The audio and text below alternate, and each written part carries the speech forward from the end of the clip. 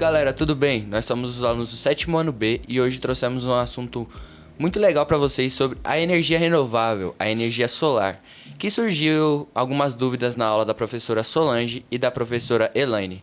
E trouxemos um especialista aqui que vai responder nossas dúvidas. É um prazer estar com vocês essa tarde. Quero aqui tirar todas as dúvidas para vocês. Fique à vontade, sem medo de perguntar, tá bom? Eu sou o Fábio, sou diretor comercial da Solefic, Energias Renováveis.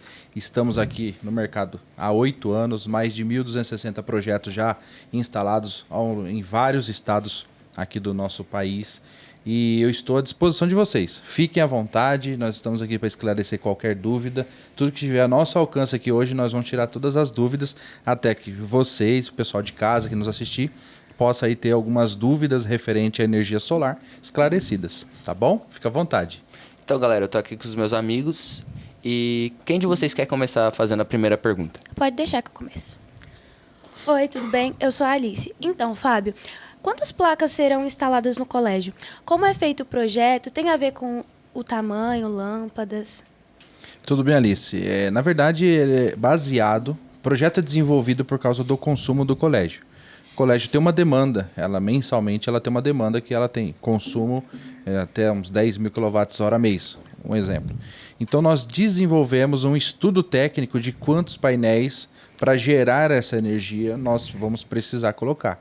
Hoje aqui na escola serão 126 painéis de 550 watts de potência cada um, tá? Ele vai produzir aí uma redução de energia no colégio de até 65%. É uma economia considerável em comparação de você gerar sua própria energia, tá? Então entendi. Isso daí é bem bacana porque vai ter hoje vocês têm um prazer de ter energia renovável, energia hidrelétrica ao mesmo tempo aqui no colégio. Sim, muito legal. Eu vou fazer a segunda pergunta, né? Quando o dia está nublado ou chovendo, né? Qual é a produção de energia à noite? A produção? Sim, Vitor. Na verdade, a produção noturna ela não tem como, tá? Tem uns mitos que dizem que tem produção noturna por causa da luz da lua. Na verdade, é o contrário, né? Na verdade, é um reflexo do sol, ele não emite radiação solarimétrica na Terra, então não tem essa possibilidade. Porém, já a energia solar pode ser produzida assim, tempo chuvoso e tempo nublado. Por quê? Não depende só de luz solar. Ele depende da irradiação solarimétrica, aquele famoso mormaço. Então a gente sabe que os raios ultravioletas é prospectado pelos painéis solares, o que gera uma produção. Obviamente que não é a mesma produção que seria com um dia totalmente ensolarado, mas ele não perde o dia por causa de um tempo chuvoso. Ele tem um índice de produção, sim. Muito obrigado. Imagina. Então, Fábio, pode acontecer de cair raios nas placas solares? E se cair, o que acontece? Olha, não está isento, mas o sistema é um sistema totalmente preparado para descargas elétricas nesse sentido, tá? Então, tanto na rede elétrica, vamos supor que caia eventualmente um raio na rede elétrica, a rede pública, e ela possa entrar pelo sistema, na verdade tem um dispositivo de segurança chamado sistema DPS que protege o sistema em si. Ela desarma o sistema para que não haja uma sobrecarga ou queima nem dos painéis e nem do inversor que converte as correntes, tá? Então ele é um sistema totalmente protegido. Se cair nas placas é muito difícil. Nós tivemos índices de raio, queda de raio em painel solar assim, muito pequeno, até porque ele não tem praticamente metal, ele os componentes do painel, ele é vidro com silício e acabamento em alumínio, então ele não atrai quedas de raio ou descargas nesse sentido, tá?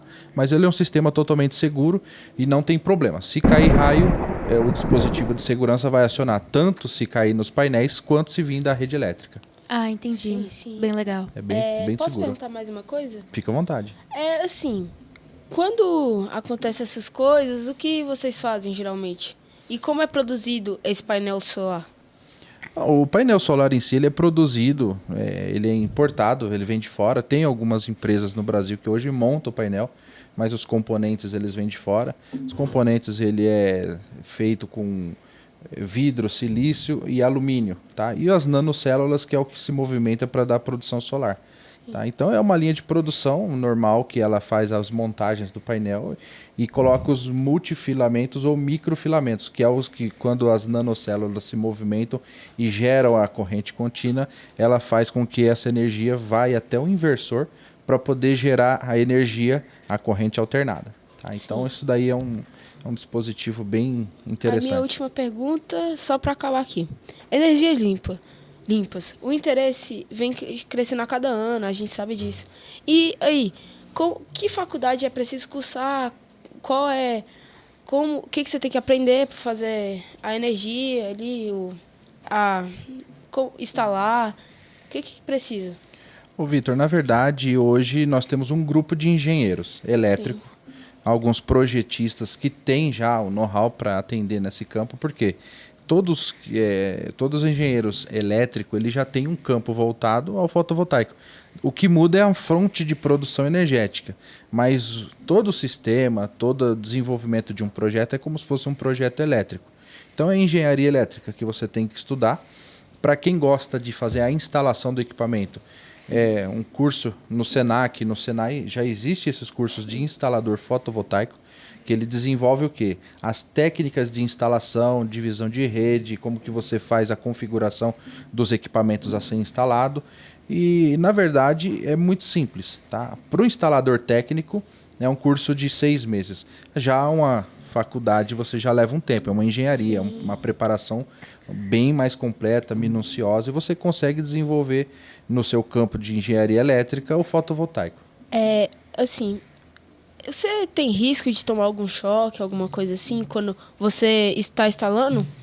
Quando está instalando, não, porque não está conectado na rede. Sim. Tá? Ele, mesmo que ele tome sol, se ele não estiver conectado à rede, ou ele tivesse ligado, ele não vai estar produzindo energia.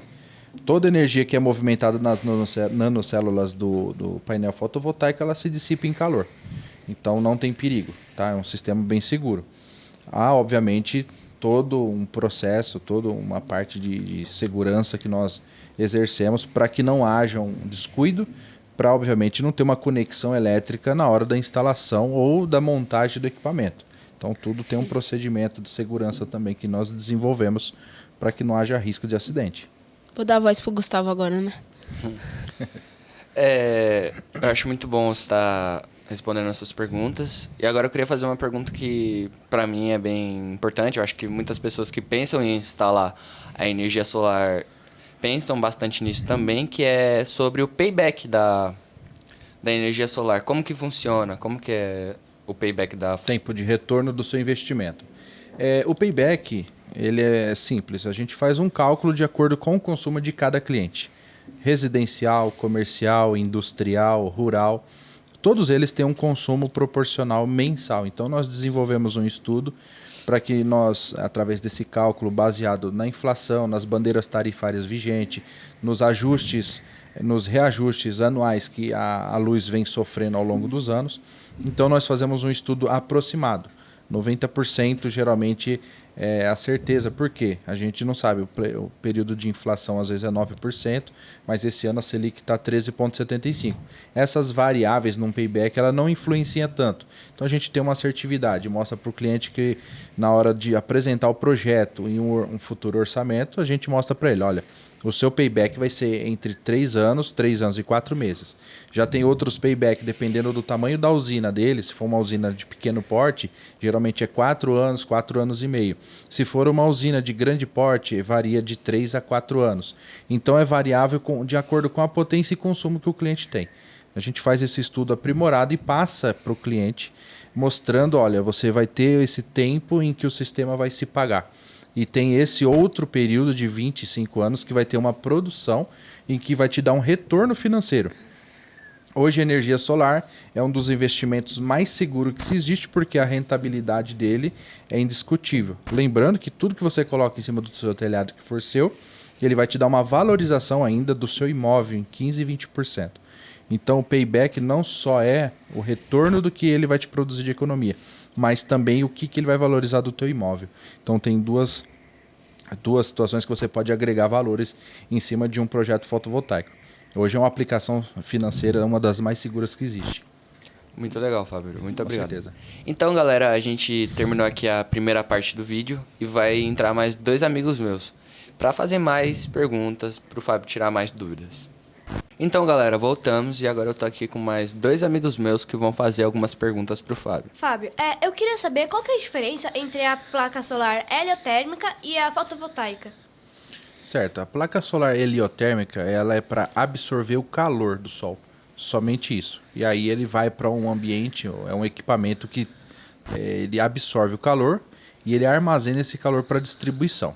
A fotovoltaica, ele produz o quê? A energia elétrica. Então a diferença é o quê? Uma produz calor, ela retém o calor do sol e armazena, e a outra ela produz a energia corrente contínua que se transforma em corrente elétrica, tá? A diferença mesmo de uma para outra, tanto é que é instalado até em torres, né, esse tipo de heliotérmica, justamente por quê? Uma melhor absorção. Então tem um receptor que recebe todo o calor do sol. Já a fotovoltaica, ela é diferente, ela fica espalhada no ambiente mais amplo possível para melhor prospecção da irradiação solar e métrica, os raios ultravioleta no caso. Tá? Então uma é para calor e a outra para produção de energia elétrica. Fábio, eu também queria fazer uma pergunta. Como é que a placa solar ela converte a radiação do sol em energia elétrica? São nanocélulas que tem nos componentes do painel solar. Tá? Então, conforme a ativação delas é através do raio ultravioleta e da irradiação solar. Elas fazem com que esses nanocélulas se movimentem a uma velocidade que produz a energia. E aí ela é o quê? Ela é transicionada, ela vai circulando pelo painel solar, pelos multifilamentos, até onde vai pelo dispositivo de distribuição. Aí essa corrente ela vai para o inversor. O inversor é o que converte a energia que ela está numa voltagem às vezes maior do que a gente usa, e o inversor faz com que ela converta essa energia ao que nós usamos, 110 e 220. Tá? Então ela é bem eficiente nisso daí. Mas basicamente a prospecção dessa energia e conversão mesmo é através das nanocélulas que o painel fotovoltaico possui. Então, Fábio, eu queria saber se o telhado ele fica mais quente quando que instala a placa solar e se a casa também esquenta, já que recebe a energia do sol. Na verdade, ela vai te dar uma proteção extra no seu telhado. Ela absorve 50% a 60% de todo o calor do sol. Então, obviamente, a casa vai ficar um pouco mais fresca. Tá? Telhados de brasilite, telhado metálico principalmente, tá? Porque ela tem componentes químicos ou por fato de ser metálico, ela absorve calor e transfigura para baixo. Tendo os painéis fotovoltaicos em cima, ela retém parte do calor. Tá? E a vantagem do painel solar instalado em telhado também é o quê? Diminui a degradação do telhado, porque todo impacto de chuva, granizo, o excesso de sol ao longo dos anos vai ficar totalmente em cima dos painéis fotovoltaicos. Então o seu telhado também vai ter uma vantagem e durabilidade muito maior. Tá? Então você diminui aí 50% a 60% de transferência de calor para sua casa. Tá? Fica bem, ela te dá uma proteção extra aí no seu telhado. É possível usar a energia elétrica das placas solares e a energia convencional juntas? Sim, na verdade a da hidrelétrica é convencional. Essa que a gente tem da iluminação pública. Essas aí elas são produzidas por hidrelétrica. É possível. Vamos supor que nós temos uma potência instalada aqui no colégio de 50 kWh. Mas está o tempo nublado, tudo fechado, e nós não temos essa produção suficiente. Nós temos uma produção um pouco, vamos dizer 25 kW. E o que acontece? Eu consigo, através do sistema fotovoltaico, produzir uma parte dessa energia e utilizar outra. Aqui no colégio vai ser esse mecanismo. Você vai ter um período que você vai produzir energia, outro período que você não vai produzir, ou outro período que você pode produzir 50% de cada. Depende do tempo. Se entrar o tempo nublado aqui, a gente consegue produzir uma parte da energia fotovoltaica e o complemento da energia convencional. Ela é possível sim. Se eventualmente tiver um tempo ensolarado e a produção solar for maior do que você está consumindo, então você produz 100% e utiliza 100% da energia solar. Mas você pode usar tanto uma quanto a outra ou as duas ao mesmo tempo. O dispositivo e o equipamento é preparado para esse tipo. E não falta energia. Passou uma nuvem no sol e parou de produzir. O que vai acontecer? Vai diminuir a potência do sistema e automaticamente a iluminação, a energia da concessionária complementa esse déficit. Então dá para você trabalhar com as duas energias ao mesmo tempo sem problema nenhum. Galera, vocês estão gostando do conteúdo? Se inscreve aí no canal, deixa nos comentários, toca o sininho aí pra você não perder nada. E vamos voltar pro vídeo.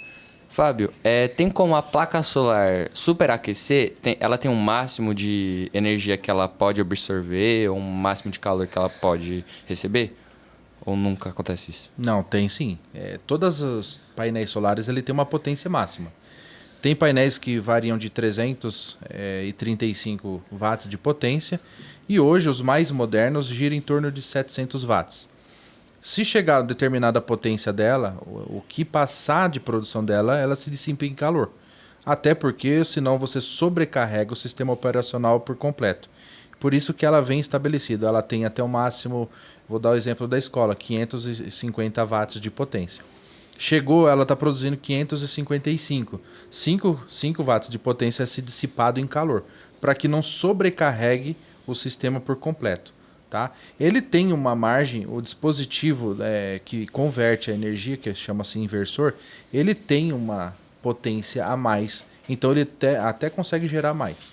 Ele gera 10, 20% a mais se for necessário, mas em um conjunto de painéis. Em um somente ele se dissipa em calor, mas em um conjunto total ele consegue produzir até um pouco a mais da sua própria potência, tá? Até em questão do aquecimento. Então, se passar de 550, você tem um dispositivo lá que não permite que ela superaqueça ou sobrecarregue o sistema, ela se dissipa em calor. Agora, tem outros grupos de painéis, 14, 28, 36 painéis.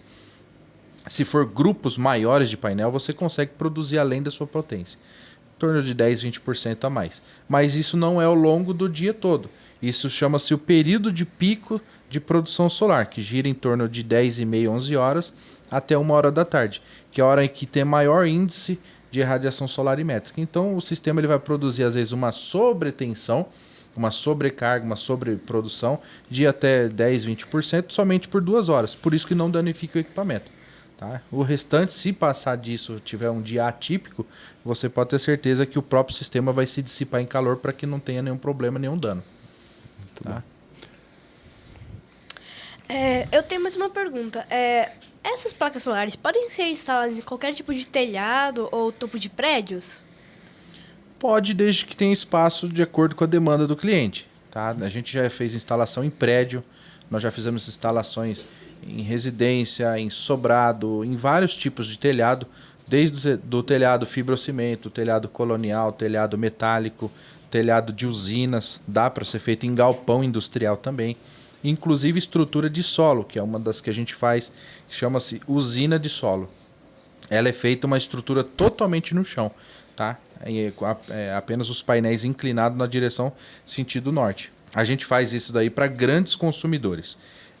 Clientes que precisam acima de 200, 300, 1.000 painéis fotovoltaicos em que o telhado não comporta. Então a gente consegue montar a estrutura de solo. Tendo espaço para o consumo do cliente ali para suprir a demanda, a gente coloca em qualquer telhado. Tá? Então isso daí é bem tranquilo. Lembrando que em topo de prédio tem uma desvantagem que é laje geralmente. Então você tem um pouco de perda e geralmente o espaço é menor. Mas é possível. Você não consegue suprir energia completa para o prédio, vamos dizer, um condomínio, mas geralmente se contrata para colocar em topos de prédio para a área comum do condomínio, que é para suprir iluminação de portaria, de estacionamento, de elevador, essas coisas. Então é possível sim. Todos os telhados, desde que tem espaço, a gente coloca. Eu queria saber mais uma pergunta. Eu queria saber quanto que a energia solar ela consegue economizar mais do que a energia convencional. Legal essa pergunta. Olha, depende. Hoje nós temos uma configuração. Até dia 6 de janeiro desse ano, nós tínhamos uma configuração chamada Resolução 482, no qual a gente não pagava alguns tipos de tributo para quem gerava energia fotovoltaica. Dia 7 de janeiro entrou em vigor a Lei 14.300, que ela vai cobrar a taxa do fio B e ICMS em cima do que você transmitir. Então, hoje, a possibilidade de economia ela pode gerar 60%, 70%. Na 482, até 95% de economia a gente conseguia gerar. O que acontece? A energia fotovoltaica é uma geração própria sua. Então você tem o benefício de que você deixa de ser um consumidor para a concessionária e você passa a ser um micro ou mini gerador. Isso é interessante porque você não tem você é isento dos tributos porque você está produzindo sua própria energia. Então você não está usando a rede da concessionária, você só vai usar uma parte da rede da concessionária que é no período noturno e durante o dia tudo que você produzir de excedente você injeta na concessionária. Então você não perde a energia que produz em excesso do que você está usando agora e você tem o benefício depois de reaver essa energia que você injetou na concessionária em crédito. Então, assim, é muito vantajoso porque você consegue armazenar essa energia na concessionária. Interessante hoje nós temos essa produção própria, você tem a produção própria de energia solar e, ao mesmo tempo, você precisa da energia da hidrelétrica, da energia convencional, você também tem. Hoje, a energia da hidrelétrica não é uma energia cara. Cara é o quê? São as subestações que geram os tributos para nós. É a distância que ela percorre para chegar até aqui na escola, na nossa residência. Isso daí, quanto maior a distância percorrida, mais tributos nós vamos pagar. Fora as bandeiras tarifárias vigentes também. Já a energia fotovoltaica, como a produção é sua, você está isento de bandeiras tarifárias, você está isento de vários tributos, tá? ICMS, IPI, COSIP, iluminação pública, uma série de impostos. Isso você deixa de estar pagando. Em compensação, com essa lei 14.300, você não foge disso. Mas você também tem uma economia de 60%, 70% garantida. Você vai pagar aí uns 20%, 30% de imposto, mas a economia ainda é excepcional e o retorno financeiro é inevitável. Tá? Então, vale a pena. Energia fotovoltaica, além de ser limpa, você deixa de emitir na atmosfera milhões e milhões ao longo dos anos aí de CO2. Você protege a natureza, é uma energia limpa e você beneficia, através da sua produção aqui, você beneficia toda a sua região em volta.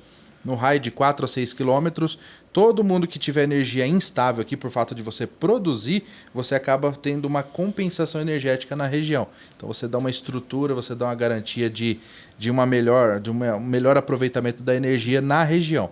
Eu Tá? tenho uma dúvida pessoal, Sim. que tipo, quando que chover, a água não vai interferir, tipo, quando que a radiação do sol vir, não vai mudar, ou a placa solar ela tem uma resistência para isso?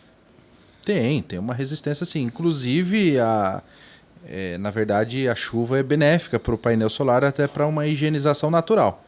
Tá? Dependendo do ambiente que você está, ela vai gerar poeira, fuligem de carro, então isso daí impregna no painel solar. E a chuva ela é benéfica porque ela tira esse excedente de resíduo em cima do painel. Então, quanto mais chuva, assim, se for à noite, melhor ainda. Mas, obviamente, que é muito bom para a higienização do sistema. Agora que você falou desses resíduos, tipo o pó, esses resíduos aí, eles podem atrapalhar a energia ser gerada? É ideal que faça, assim, uma higienização, uma lavagem dos painéis. Né? A gente calcula isso daí de acordo com o ambiente que você instalou. Se for uma beira de rodovia, por exemplo, nós sabemos que tem muito fluxo de caminhão, carros movidos a diesel, então você tem uma fuligem um pouco excessiva. Então a higienização recomendável é uma vez ao ano, para fazer a lavagem desses painéis. A área rural é poeira, então a própria chuva faz o seu serviço. Já tem ambientes em que o movimento, o fluxo de veículos é menor, poeira é menor, então você pode lavar de 2 a 3 anos. Tá? Então, de acordo com o ambiente que você está, é onde você ali vai... Você mesmo vai tirar a sua conclusão. Poxa, eu acho que já está na hora de fazer uma higienização. Você vai ver que se vai estar bem fosco o seu painel, você vai ver que já tem uma camada de fuligem considerável. Então é ideal você fazer uma higienização, que é a coisa mais simples que tem. É só isso, o custo baixíssimo para você fazer uma higienização do seu próprio sistema. Então, galera, terminamos aqui mais uma parte. Espero que vocês tenham gostado. E vai entrar mais 2 amigos meus para tirarem dúvidas. E aí, galera, voltamos agora com a minha amiga Alice, que tá aqui de volta, e com a que é nova, tá aqui a Larissa. Então, quem vai fazer a primeira pergunta? Eu. Quais são todas as vantagens da Escola do Pensar em instalar as placas solares neste ano? Boa pergunta. E é o melhor objetivo nosso aqui, não é só proporcionar economia para a escola, mas qualidade de vida e um ambiente mais, na verdade, de energias renováveis, menos poluente. Na verdade, hoje a escola ela está fazendo uma redução de em torno de 60%, 65% do seu consumo da energia convencional. Ela produzindo isso, ela vai deixar de gastar com energia elétrica nos próximos 25 anos aproximadamente 2 milhões e 600 mil reais. O que possibilita novos investimentos, estrutura para a escola, uma melhor condição de estudo e melhorias a cada dia mais. Então a gente entende que é o melhor investimento e mais sólido, né? Você poupar de uma coisa, você produzir a sua própria energia, você vai melhorar a sua estrutura, com certeza, através da economia. 2 milhões e 600 mil reais é muito dinheiro. Sim. Com certeza, nos próximos 25 anos, vocês vão ter uma estrutura aqui, com certeza, extremamente impecável. Já é uma baita de uma estrutura, mas com certeza pode ser melhorar. Sim. O que você acha dos empresários investirem em placas solares para as comunidades?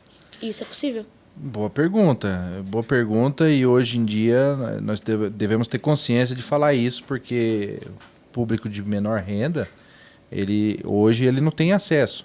Hoje é bem verdade que hoje ainda no Brasil não há linhas de créditos disponíveis. A Caixa Econômica lançou um programa de energia renovável, mas não emplacou, né? Porque ainda a linha de crédito depende muito do faturamento da pessoa que precisa. E hoje, para você financiar um projetinho de 17, de 20 mil reais, que é o que uma residência de comunidade gastaria, hoje ainda é inviável. Mas existe alguns estudos técnicos na Absolar, né, que é um grupo de empresários que administram essa parte de novos programas, investimentos, novas tecnologias, que também é voltado para ver isso. Mas ainda o governo em si ela não desenvolveu um programa consistente para fazer esse investimento. Tem muitos estudos, muita especulação, mas não é nem o campo empresarial. Hoje, para baixa renda, precisa o quê? Um incentivo do governo. Hoje o governo deveria desenvolver alguma coisa. Tem algumas coisas em estudo, nada sólido, mas essa linha de crédito foi um teste que eles fizeram em 2019. Né? Teve um índice de adesão muito baixo, então não emplacou. Até porque hoje nós estamos saindo de pandemia, um excesso de taxas de juros que realmente, para poder equilibrar a economia durante esse período, foi realmente elevada. A taxa Selic 13,75 é uma taxa alta, então para a pessoa de baixa renda fazer um financiamento hoje é inviável.